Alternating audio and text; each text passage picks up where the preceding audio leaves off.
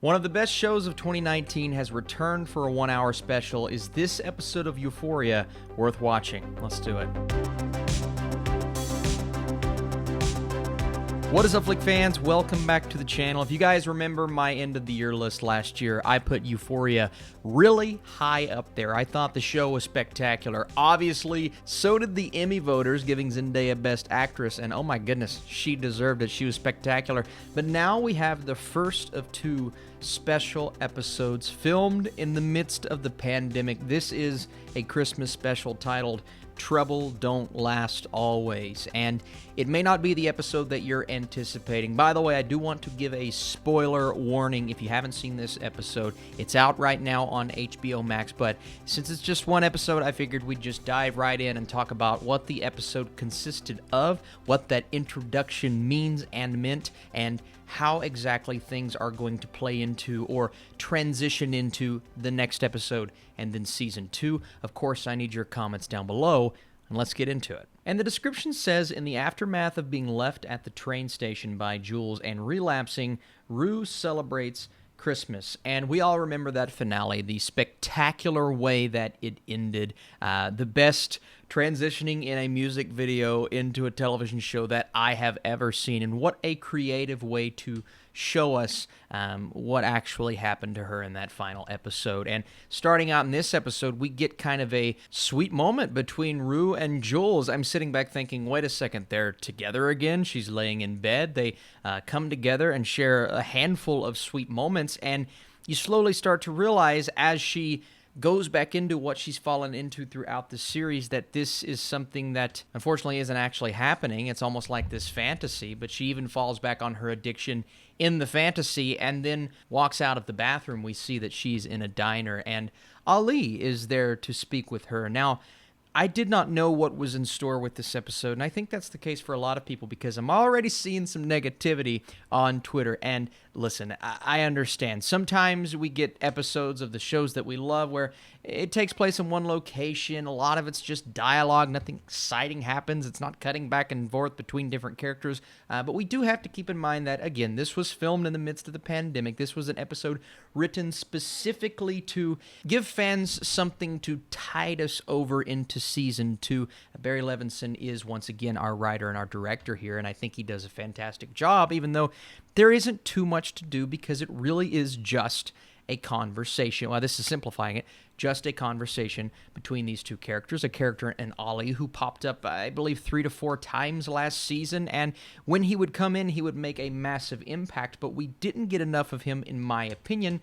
Now we finally get time to allow Coleman Domingo to show us what he is made of as an actor. I think he is just spectacular. But B, give Rue a chance to not overcome anything, not make any drastic decisions, but slowly come to terms with maybe what she believes she has to do. And overcoming addiction is not a simple task. It's not an easy thing, but the conversations, many different topics that they bring up during this conversation, but everything that is brought up is essentially built to help her through this mourning process, what she went through in the final episode, and then facing these life decisions that are going to drastically alter her course according on what she decides to do, because she even tells him at one point, I don't plan on living a long time. And everything that she brings up to him, he doesn't combat it in an aggressive way. He's not completely against her this entire time. He's just trying to talk her through this. And a lot of people will see this as, well, a handful of monologues. They in the diner the entire time, 45 minutes in, they're still in the diner. At one point, he goes out and takes a phone call.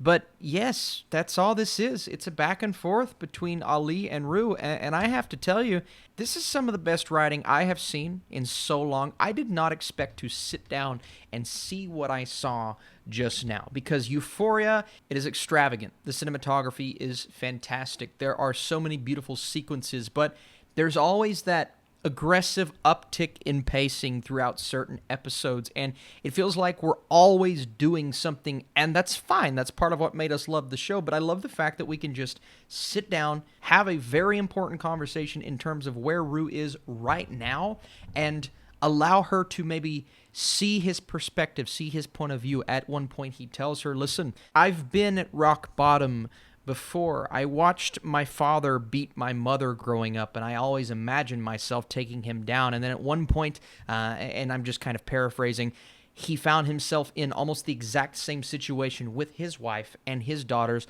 looking upon him in the same way that he looked at his father. That is rock bottom. And we get these monologues all throughout the episode. At one point he says, yes, addiction is disease, but the hardest part is that no one else sees it as a disease. He tells her that drugs has stripped her from her ability to be free.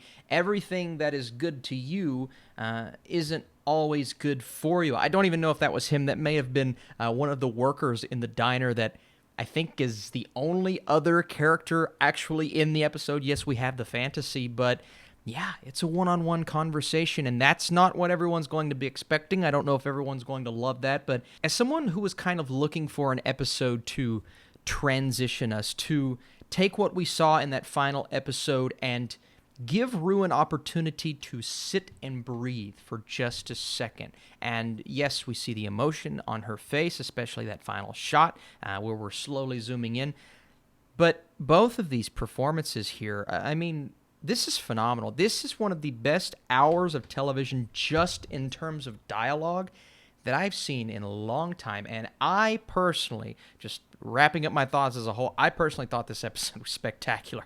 Again, I don't know if everyone's going to feel the same way, but it is just so expertly written. I'm sure they went off the cuff with a few things, but some of these stories, and Zendaya, yes, I mean, give her another Emmy just for this episode alone. She's fantastic. But Coleman Domingo, I mean, so many monologues. I feel like he had 3 or 4 awards-worthy moments just within these conversations. I just thought it was spectacular. And towards the end, he says, you're saying you are beyond forgiveness, and that's just not the case. And it's just so much encouragement, and it's something that she needs. It's something that she doesn't necessarily know if she wants to face this, but maybe slowly coming to terms with it. Now we have to wait and see what happens with Jules. We have to wait and see where some of these subplots are going to go. But in terms of a transition episode, a special one episode, and we will be getting another one very soon, coming to HBO on Sunday on HBO Max right now.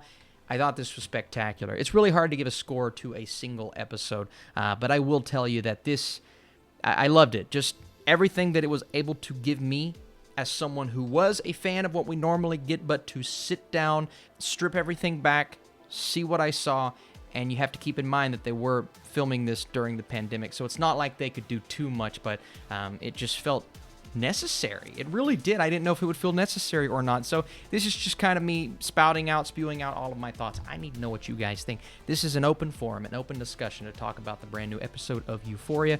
We're definitely going to talk about the next one, cover Season 2. Again, you can check out my Season 1 review. It's on the channel right now, and I just absolutely loved this episode. And if you're on the other side of that, that's okay. Tell me why. Did you want this to be more of an event-filled episode? Appreciate you guys big time. So happy for Zendaya once again for winning that Emmy. And don't look past both of these performances to win some kind of award. I don't know. Lots of videos to come today. Ma Rainey's Black Bottom. My Mank review is on this channel now, and I'll see you soon.